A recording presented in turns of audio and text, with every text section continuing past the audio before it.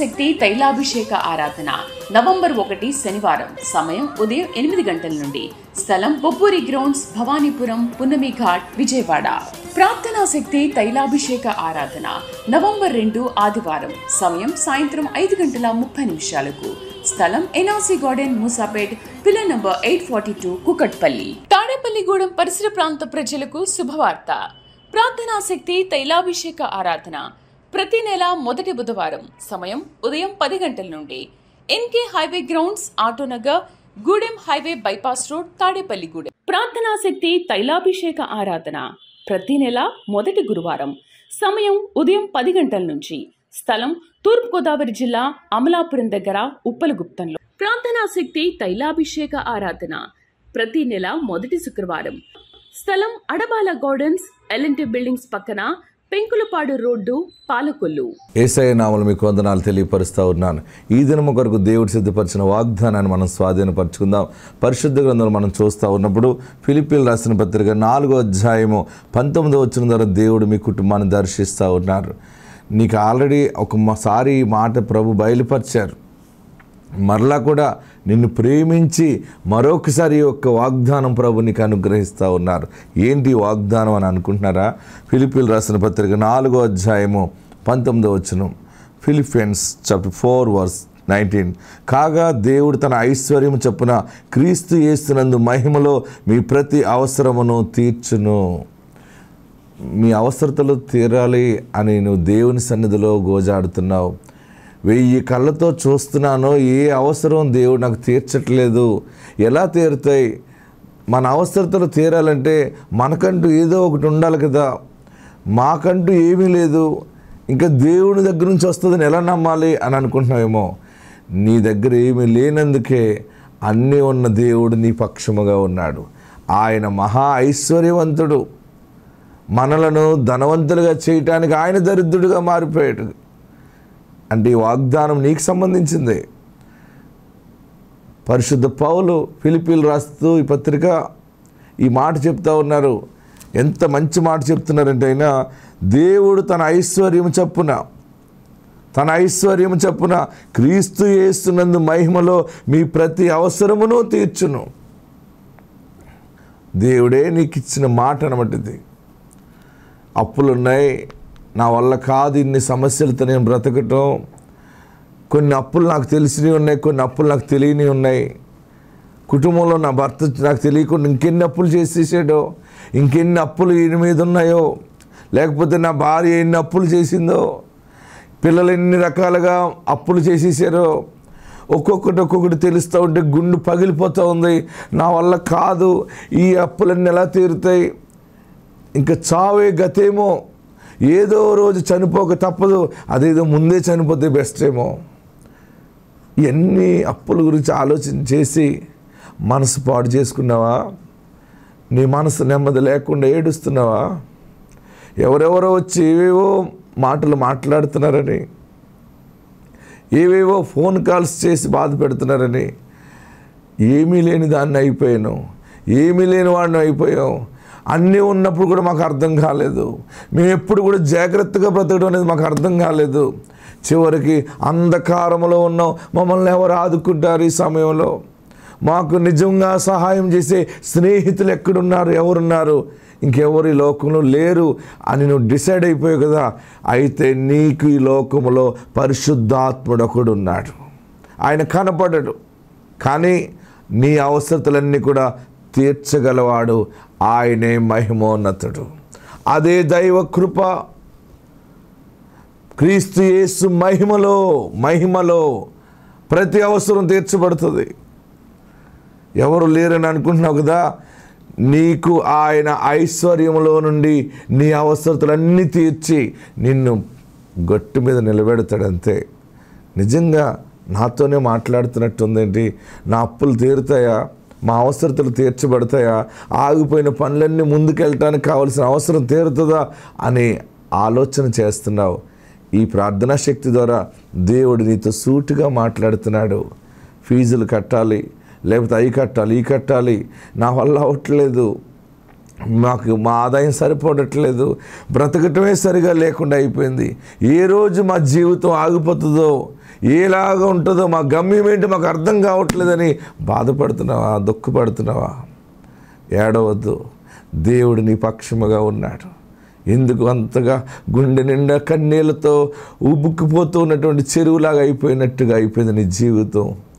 కానీ నీవు నమ్మిన దేవుడు గొప్పవాడు, ఆయన నీకు సహాయం చేస్తున్నారు. నీ హృదయం గాయపడిందా? నీ హృదయం ఆవేదనగా ఉందా? పరిశుద్ధాత్మ నీ పక్షంగా ఉన్నాడు. అందుకే ఈరోజు నీతో సూటిగా మాట్లాడుతున్నాడు. ఆయన మహిమలో ప్రతి అవసరము నీకు తీరుస్తాడు ఆయన. ఎంత మంచి మాట! ఫిలిప్పీయులకు రాసిన పత్రిక 4:19 కాగా దేవుడు తన ఐశ్వర్యము చొప్పున క్రీస్తు యేసునందు మహిమలో మీ ప్రతి అవసరమును తీర్చును. వ్యాపారం ఎలా నడిపించాలి, ఈ కుటుంబాన్ని ఎలా నడిపించాలి, ఈ యొక్క కంపెనీని ఎలా నడిపించాలి, వ్యవస్థను ఎలా నడిపించాలి అని బెంగ బాధతో నీతో దేవుడు మాట్లాడాడు. ఆయన నీ అవసరం తీరుస్తాడు. ఎప్పుడు తీరుస్తాడండి? ఎలా తీరుస్తాడు? ఎలాగొస్తాడే? మహిమలో తీరుస్తాడు ఆయన. మహిమ అంటే అది ఆశ్చర్యకరంగా మన కన్నులకు కనపడదు. అది ఆ సమయానికి మన ముందుకు ఒక మనుషుడిని పంపటమో, ఎవరో ఒకరు సహాయం చేయటమో, ఏదో ఒక అద్భుతం. మొన్న ఒక సహోదరు వచ్చింది, అన్నా 7 లక్షల రూపాయలు బ్యాంక్ కట్టాలన్నా, మా పరిస్థితి తారుమారు అయిపోయింది, బ్యాంకు వాళ్ళు ఇల్లు తీసేసుకుంటా అన్నారన్నా, సంవత్సరం టైం ఇచ్చారు, మా వ్యాపారాలు సరిలే కట్టలేకపోయాం, చివరికి 1 నెల టైం ఇచ్చారు, ఆ నెల అయిపోతుందన్నా, రేపు ఒక్కరోజు మేము చేయాలన్నా, లేకపోతే ఇంక అయిపోయింది, ఇంకా కొన్ని అప్పులు ఉన్నాయని ఎక్కెక్కబడి ఏడుస్తూ ఉంటే ప్రార్థన తైలాభిషేక ఆరాధన రోజు అక్కడ వచ్చింది. అమ్మ ఏడవకురా, నేను ప్రార్థన చేస్తాను, దేవుడు ఆయన మహిమలో అవసరం తీరుస్తాడు. ఎలా తీరుస్తాడు? ఎంత కావాలి నీకు అన్నాను. అన్న 7 లక్షలు కావాలంది. సరే, రేపు దేవుడు ఒక న్యాయాధిపతిని, ఒక న్యాయవాదిని నీ పక్షంగా పెడతాడు.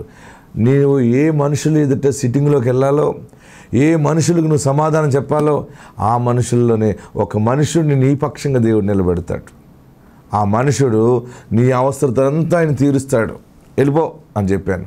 అన్నది ఎలా జరుగుతుంది నాకు అంటే, అదేరా మహిమలో జరుగుతుంది. ఆమెకు అర్థం కాలేదు. భార్య భర్తలు ఇద్దరు వెళ్ళిపోయారు. నేను విజయవాడ ప్రార్థనకు వచ్చేసాను.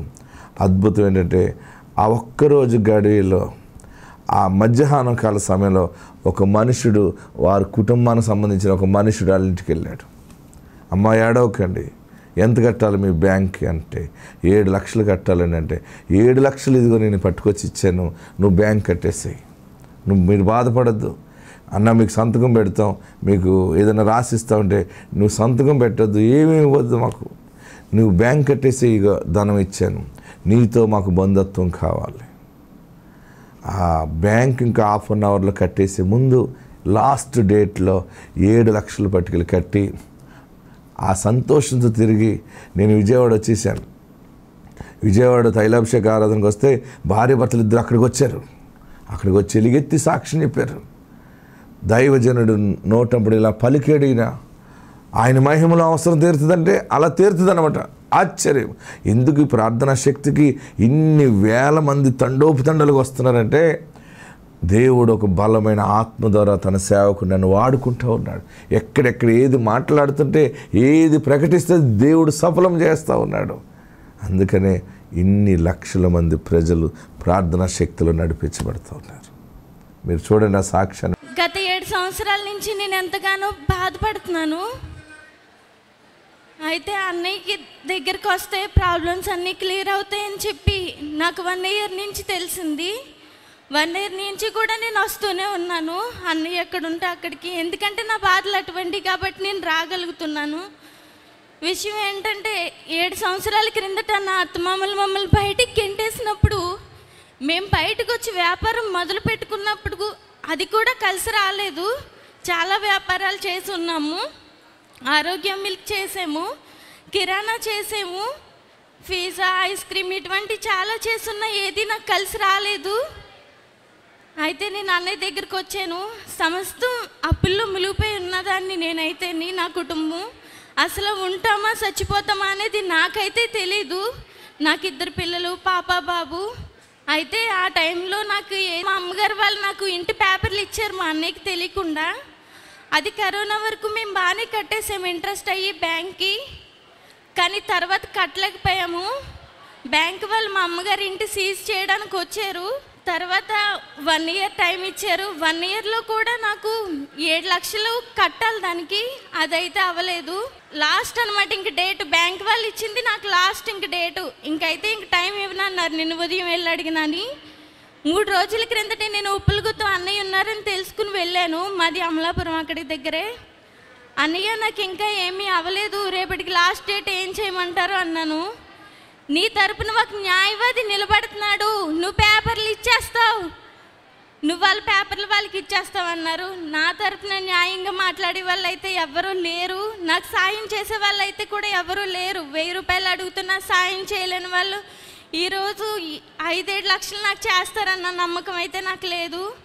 అన్నయ్య అయితే నీ పక్కన న్యాయమూర్తి నిలబడుతున్నాడని చెప్పారు, కానీ ఎక్కడో కొంచెం అవనమ్మకంగా ఉన్నాను అవిశ్వాసంతో. అయితే నిన్న 3 గంటల సమయంలో మాకు తెలుసున్న వాళ్ళే కానీ 2 నెలల నుంచి నేను ప్రయత్నం చేస్తున్నా, లేదు అని చెప్పారు ఆ డబ్బునైతేని. కానీ 3 గంటల సమయంలో బ్యాంకు క్లోజ్ అయ్యే టయానికి ఇంకొక అరగంట ఉన్న సమయంలో అడిగిన వాళ్ళే నా ఇంటికి వచ్చి, నువ్వే సంతకం చెయ్యక్కర్లేదమ్మా, నీ బంధుత్వం నాకు కావాలి, ఇవిగో ఇవి బ్యాంకుకి తీసుకెళ్ళి కట్టేయండి, ఆ పేపర్లు విడిపించేయండి అని నాకు డబ్బులు ఇవ్వడం జరిగింది. ఆ డబ్బులు అయితే ఒక్క అరగంటలోనే నేను తీసుకెళ్ళి కట్టడం కూడా జరిగింది. నిజంగా నిన్న డెడ్ లైన్ అనమాట. నా బ్రతుకు ఉంటుందా పోతుందా అనేది అయితే ఎవరికి తెలీదు, నా భర్తకి నా బిడ్డలకి నాకు. కానీ ఈరోజు ఇలా బ్రతికి ఉన్నాను అంటే కేవలం విశాఖన్న దయ వల్లే. ఈ ప్రార్థనా శక్తిలో సంపూర్ణమైన సంతోషం దొరుకుతుంది.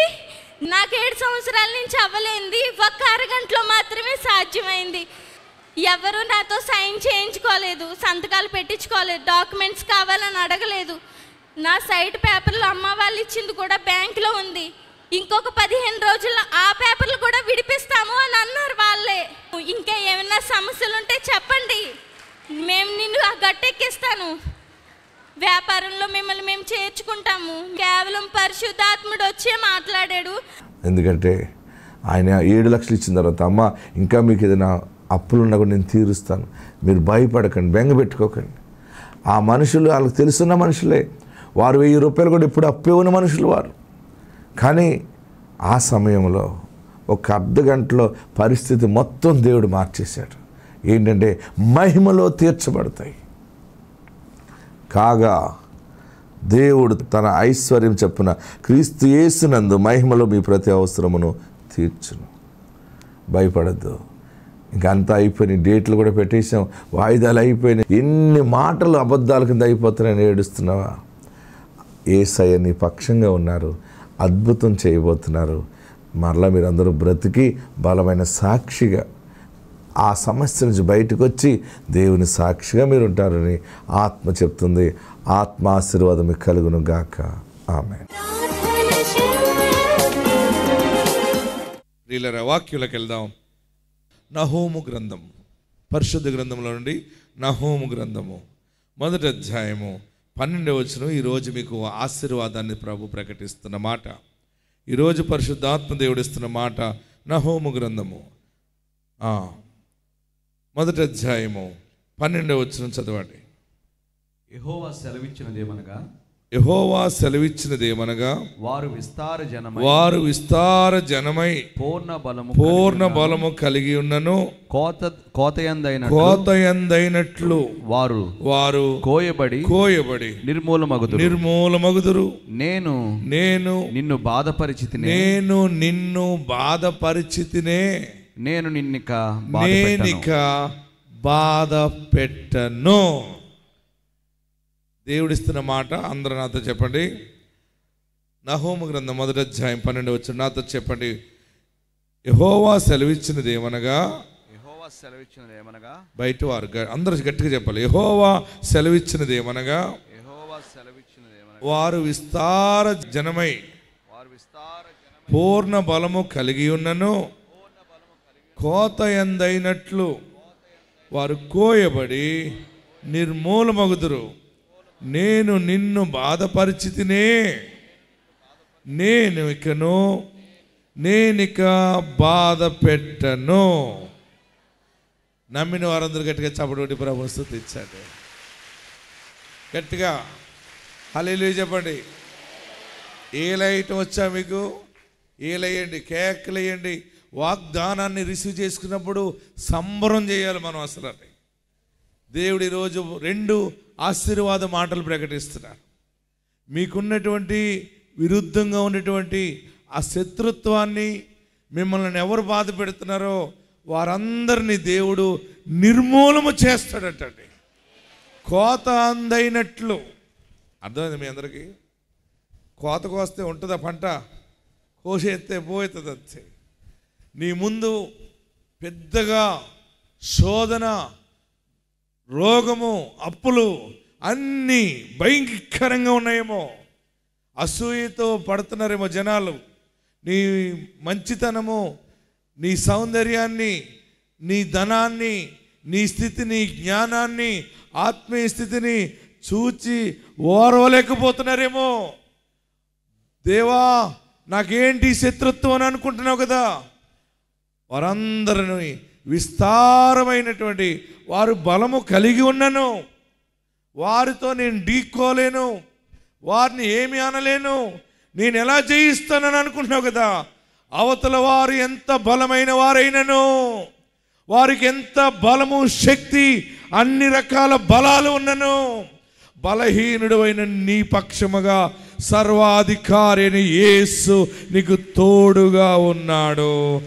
జయమునికి ఇస్తాడు. గట్టిగా హల్లెలూయా చెప్పండి. ఎంత గొప్ప మాట చూడండి.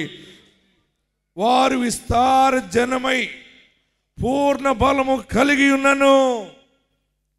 వారు రాజకీయ బలం ఉండొచ్చు, వారికి అన్ని రకాల బలాలు ఉండవచ్చు. నేను ఎలాగా, నా కుటుంబం ఎలాగా, మాకు జరిగిన అన్యాయం ఏంటని అనుకుంటున్నావు కదా. సాతానుడు ఎంత బలంగా నీ ముందు నిలబడినా కానీ వాడు కోత ఎందైనట్లు వాడు నిర్మూలమైపోతాడు. దేవుడే నిన్ను బలపరుస్తున్నాడు. వారిలో ఒంటరైన వాడు 1000 మంది అగునన్నాడు. దేవుడు నిన్ను 1000 మందిగా మార్చుచున్నాడు. నీ ఒంటరి జీవితాన్ని 10,000గా మార్చుచున్నాడు. ఆయన నిన్ను సిగ్గుపడనీయడు. దేవుని సేవకుడుగా, ప్రవక్తగా మీ ముందు ప్రకటిస్తూ ఉన్నాను. ఆయన ఇచ్చిన వాక్కు మీకు ప్రకటిస్తున్నాను. నీ ముందు ఎవరు ఎంత బలముగా ఉన్నా వారిని దేవుడు నీ పాదముల కింద పెడతాడు. నిన్నెవరు బాధ పెడుతున్నారో వారు విస్తారమైన జనమై బలముగా ఉన్నను, కోత ఎందైనట్లు వారు నిర్మూలము చేయబడతారు. ఆశీర్వాదాన్ని దేవుడు మీకు ప్రకటిస్తున్నాడు. నీవు ఎక్కడ స్వతంత్రంగా బ్రతకలేకపోతున్నావో, ఎక్కడ దీనముగా దిక్కు లేకుండా ఏడుస్తూ బ్రతుకుతున్నావో, అక్కడే దైవశక్తి ద్వారా బలము కలిగి నిలబడబోతూ ఉన్నావు. నీ మాటకి విలువ రాబోతూ ఉంది, నీ చూపుకి విలువ రాబోతూ ఉంది, నీ చేతి పని విలువగా మారబోతూ ఉంది. నీ పాడి, నీ పంట, నీ దీవెన, నీ వ్యవస్థ అంతటిలో దైవ శక్తి తోడుగా ఉండబోతుంది. హల్లెలూయా, హల్లెలూయా. రెండవ ఆశీర్వాదం ఏంటంటే, ఇంతవరకు నిన్ను బాధ పెట్టి తినే ఈయన కుదురుగా ఉండడు. దేవుడు కూడా బాధ పెట్టాలని పెడుతుంటాడు. ఏం చేస్తుంటాడు ఈయన? చెప్పరే మీరు అందరూని? నేను అనుకుంటాను, నువ్వు కుదురుగా ఉండవేంటయ్యా ప్రతిసారిని దీవెన అంటే దీవుని ఇవ్వాలి కానీ అంటే ఆయన అంటున్నాడు మనము సరవటానికి ముళ్ళు పెడుతుంటాడు అనమాట. ఆయన ఏం పెడతాడు? నాకెందుకు వచ్చిన కష్టాలు, మా ఐదారు కష్టాలు. మొన్న ఒక ఆమె ఇంటికి వెళ్ళాను సువార్తకి. ఆమె అంటుంది, అయ్యో మా ఐదారు ఇలాంటి మొగుడు దొరికాడా దేవా, ఇలాంటి వాడిని ఎందుకు ఇచ్చావు దేవా అని ఏడుస్తుంది. ఆ మనుషుడు చక్కగా బండి తుడుచుకుంటున్నాడు, అది ఏడుస్తూ ఉంటే. నన్ను కాదులే అన్నట్టున్నాడు. నేను ఇంతకీ ప్రార్థనకి వెళ్ళాను. నేను అన్నాను, నీ భార్య అలా తిడుతుంది ఏంటన్నాను. కొంచెం మెంటల్ అండి అంటున్నాడు. ఏమంటున్నాడు? మెంటల్ అండి అంటున్నాడు. నేను ఆమె వైపు చూశాను. ఆమె అంటది, నాకు తెలుసండి ఏమంటున్నాడు పాస్టర్ గారు, నేను విన్నాను. ఏమన్నాడమ్మా అన్నాను. అదే మీకు చెప్తున్నాడు కదా మెంటల్ అని. నాకు మెంటల్ అయ్యి ఈ మెంటల్లోని చేసుకున్నాను. లేదమ్మా, మీరిద్దరూ మెంటల్ అయినా కానీ మెంటల్ లేని దేవుణ్ణి నమ్మారు మీరిద్దరూ, భయపడకండి. ఆమె హల్లెలూయా, హల్లెలూయా చెప్పరే, గట్టిగా హల్లెలూయా చెప్పండి. ఒక సమయంలో భార్య తల బాదుకుంటుంది, మాయదారు మొగుడు ఇలాంటి వాడు దొరికాడు. ఎవరికి చెప్పకరా అంటే ఊరంతా చెప్పొస్తున్నాడు. ఇంట్లో డబ్బులు ఉన్నాయి ఎవరికి చెప్పకరా అన్నది అనుకోండి, అందరికీ చెప్పొస్తాడు సెంటర్లోకి వెళ్ళి. మళ్ళీ చెప్పకే మా ఆవిడ చెప్పింది, మా ఆవిడ దగ్గర డబ్బులు ఉన్నాయి. ఒక్కో భర్త బాధపడతాడు, ఇలాంటి భార్య దొరికింది ఏంటి బాబు, గయాలనిచ్చేవేంటి ప్రభు అని ప్రార్థన చేస్తాడు.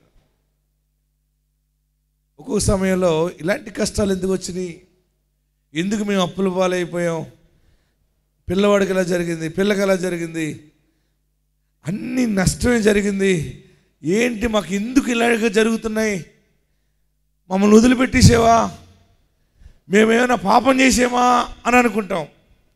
ఈరోజు దేవుడు నీతో మాట్లాడుతున్నాడు.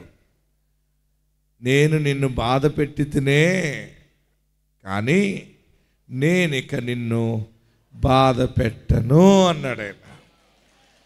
ఇంకా మీకు బాధ రాదు. ఆమెనా చెప్పరే, రెండు చేతులు పైకి ఎత్తి గట్టిగా కేకలు వేయండి. ఇంతవరకు నిన్ను బాధ పెట్టానే, నేను ఇక బాధ పెట్టను. గట్టిగా చప్పటి కొట్టి ప్రభుని స్తుతించండి. మిమ్మల్ని ఆయన చెయ్యి వీడువాడు. ఇంతవరకు నేను బాధ పెట్టి తినే, ఇక నేను బాధ పెట్టను. మరి బాధ పెట్టకపోతే ఏం జరుగుతుంది మనకి? అన్ని దీవెనలు వచ్చేస్తాయి లైట్గా. దేవుడు మన పక్షముగా ఉన్నాడు. ప్రతి దినము మీరు దైవ దీవెన చూస్తారు. మీకు ఎంత పెద్ద శత్రుత్వం ఉన్నా, ఎంత పెద్ద శత్రువుగా సాతానుడు ఆవరించిన, విస్తారమైన జనమైన, బలము కలిగి ఉన్నవారైనా కోత ఎందైనట్లుగా వారు నిర్మూలము చేయబడదురు. ఇక నిన్ను బాధ పెట్టే శక్తులన్నీ డౌన్ అయిపోతాయి. దేవుడు కూడా ఇక నిన్ను శోధించాడు, నువ్వు నిలబడ్డావు విశ్వాసముతో, ఇక నిన్ను బాధ పెట్టాడు. అట్టి దీవెన దేవుడు మీకు దయచేయను గాక.